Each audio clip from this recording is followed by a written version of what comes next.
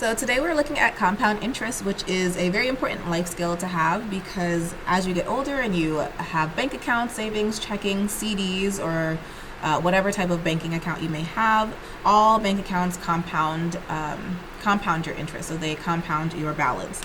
This is an equation that you could use if you feel comfortable, where the balance is equal to the principal times 1 plus the rate to the power of the number of times it's compounded. So B stands for balance, P stands for principal, R stands for rate, as in your interest rate, and T stands for time, meaning the number of times your interest is compounded on your balance. So this is balance, like the balance in your account, how much money is in your account. So you can use this equation if you feel comfortable. It's just a plug and chug.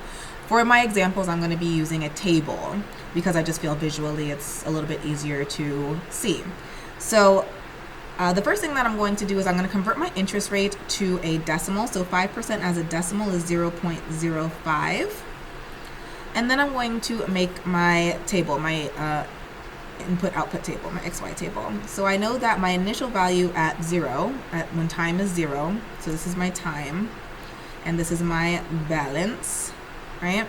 I put in a principal, an initial amount of $300.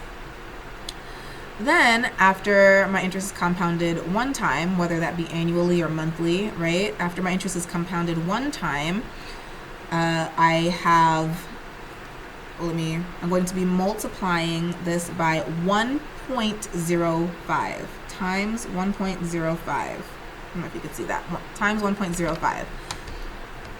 So 300 times 1.05, because you have to multiply by a number bigger than 1 in order for your next number to increase. If you multiply just by 0.05, your value would go down. So you need to include that initial value in your multiplication.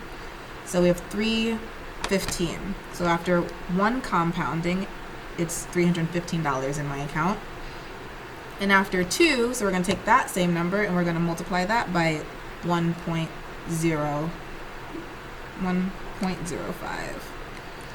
So $330.75. Once I do that multiplication of 1.05 again. So that means that my account has increased by a total of, so my interest, right, I earned $30.75 in interest, right? And my new balance is $330.75. Okay, so I could just do this number minus my original balance, my principal, to get how much I earned in interest. Let's do one more example with some more realistic numbers. So typically you're not going to have like 5%, 7%, 12% interest. Your interest rates on a really good savings account right now are these. These are actually the actual interest rate on my CD that I have with my credit union right now. So same concept, right? First I'm going to convert this to a decimal. So this would be the decimal 0.0225 as a decimal. Move this 2 spots to the left to get the decimal equivalent, or you can just take this number and divide it by 100. Going to set up my XY table again, right? I know that my principal, my initial amount was $72, right? And again, since I'm increasing, I want to multiply by a number greater than 1. So after it's compounded one time, I'm multiplying by 1.0225. So clear this, 72 times 1.0225. So I get 73.62. 1 second. 73.62 after one compounding. Multiply it by 1.0225 again for my second compounding. So take that same number, we just put times 1.0225. We get 75.28 cents. That 7 would round up to an 8 because that 6 is a 5 or greater. So 75.28. And then one more time, times 1.0225, 76.97.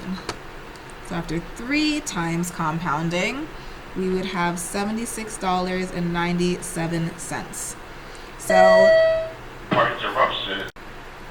So that means that we have earned a total of how much in interest, right? So this is going to be our new balance. This is our new balance after 3 times compounding, or after 3 years or 3 months, or however many times it compounds, depending on whether it compounds monthly or annually. And that means that we have earned a total, if we subtract our principal amount of $72, $4.97. So we earned $4.97 in interest on this initial amount with this interest rate over this much time.